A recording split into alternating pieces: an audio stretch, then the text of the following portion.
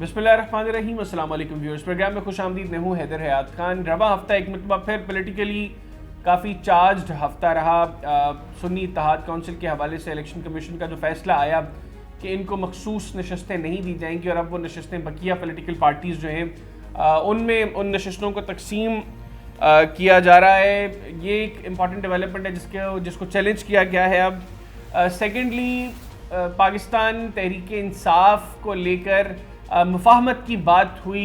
National assembly के अंदर शहबाज शरीफ साहब ने मुफाहमत की बात की, लेकिन किस तरीके से इसको इनिशिएट किया जाएगा, कैसे लगेगा कि हुकूमत सीरियस है मुफाहमत के लिए, और क्या सुन्नी इत्तेहाद काउंसिल की जानिब से भी इसको लेकर कोई पॉजिटिव चीज़ें सामने आई हैं, इसको प्रोग्राम में डिस्कस करेंगे। फिर कोर कमांडर्स कॉन्फ्रेंस के अंदर जो 9 मई के जो वाक़यात के अंदर जो लोग मुलव्वस हैं, जो उनके सहूलतकार हैं, जो उनकी हौसला अफजाई में मुलव्वस हैं, उन सबको जो है वो कड़ी सज़ाएं देने के हवाले से एक मरतबा फिर एलामिये के अंदर चीज़ें सामने आई। तो ये कितना सीरियस है पॉलिटिकल एंड पे, इसको डिस्कस करेंगे।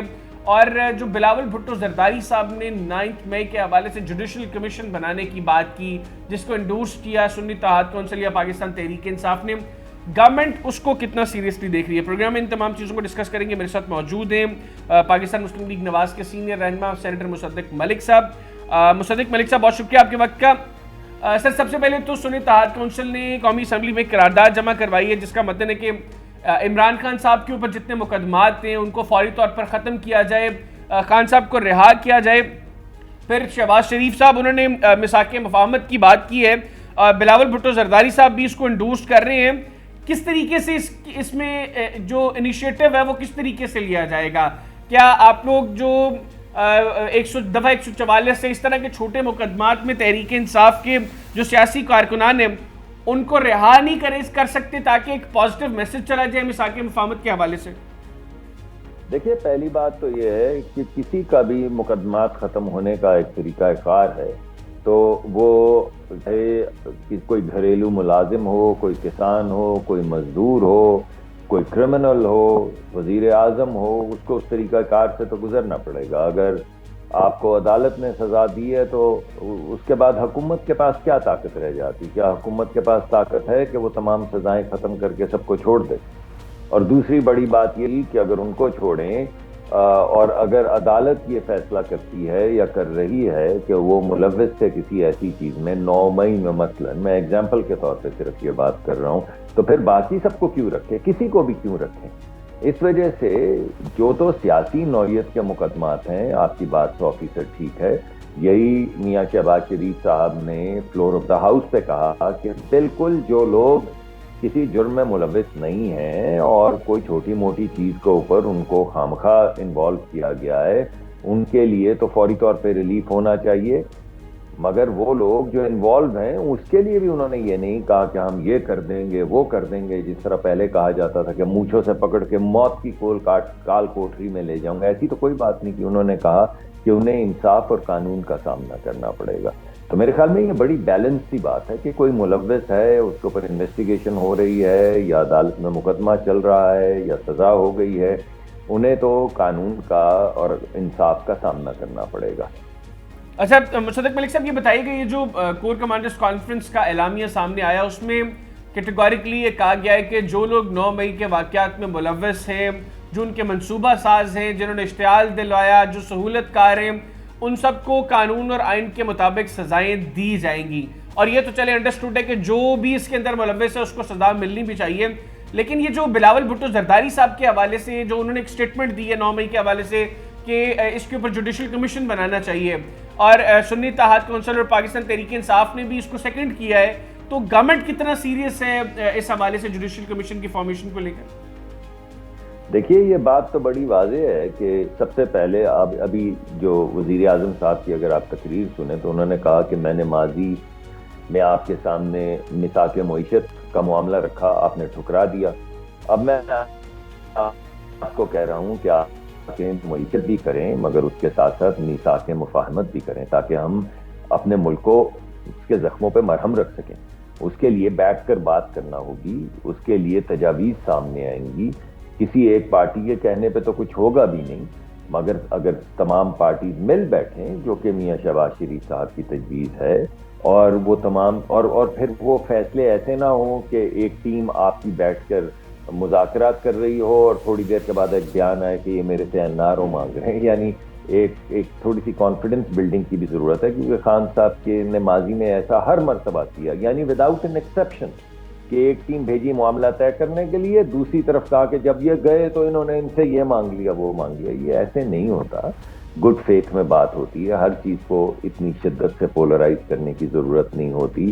ہر بات میں سائفر لہرانے کے لیے غلط سائفر لہرانے کی ضرورت نہیں ہوتی. ہر جگہ پہ یہ کہنے کی ضرورت نہیں ہوتی کہ صدر فرانس نے مجھے فون کیا, میں نے فون ریجیکٹ کر دیا.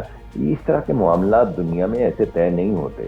تو سلیقے سے بیٹھیں گے تمام سیاسی جماعتیں, جو بھی کہیں گی, جو بھی فیصلہ ہوگا, پارلیمان کا فیصلہ ہوگا, تو پھر وہ کیوں نہیں آگے بڑھے گا, چاہے وہ ایک طرح کا کمیشن ہو یا دوسری طرح کا کمیشن ہو.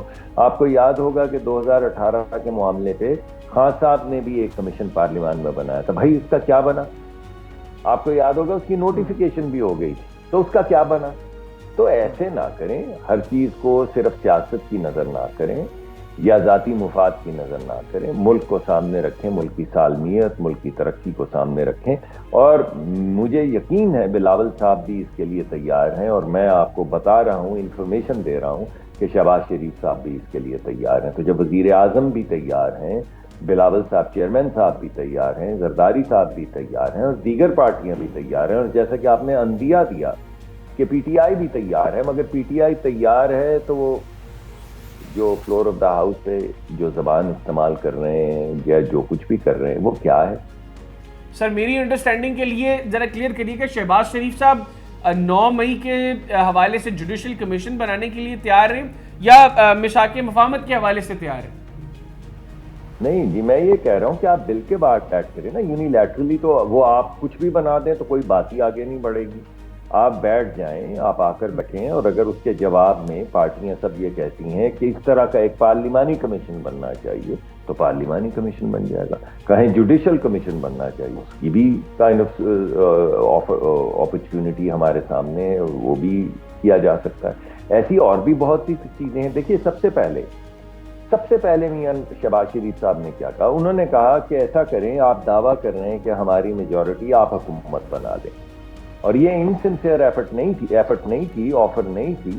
اس کی وجہ یہ ہے کہ فوراً اس کے بعد خورشید شاہ صاحب نے خود ٹیلی فون کر کے PTI کو کہا کہ ہم آپ کو سپورٹ کرنے کے لیے تیار ہیں. تو بتائیے بھلا اگر یہ واقعی معاملات کو سیٹل کرنا چاہتے تو حکومت بنا لیتے. ہم اپوزیشن میں بیٹھنے کے لیے تیار تھے, پیپلز پارٹی اپوزیشن میں بیٹھنے کے لیے تیار تھی.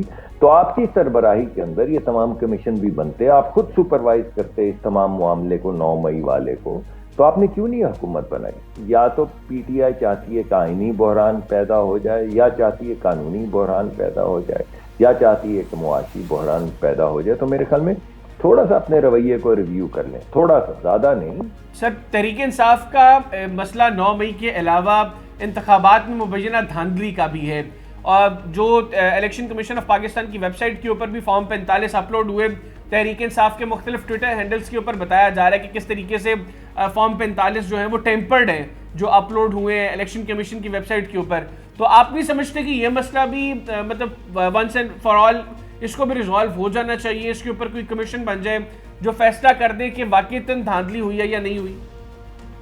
دیکھیے پہلی بات تو یہ کہ اگر میں آپ کو کہوں کہ 590 کا صفر اڑا کے آپ نے ایک فارم اپلوڈ کر دی ہے جس میں 59 لکھا ہوا ہے تو وہ غیر مناسب بات ہوگی نا.